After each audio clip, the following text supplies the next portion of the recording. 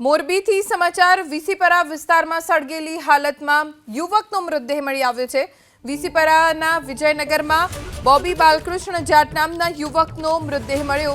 ભાડાના મકાનમાં રહેતા યુવાનનો બંધ રૂમનો દરવાજો તોડતા મૃતદેહ મળી આવ્યો છે।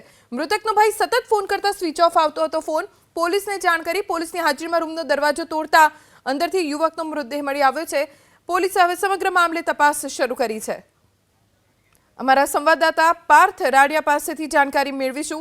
पार्थ, हत्या के आत्महत्या कई दिशा में पोलीस तपास करी रही है?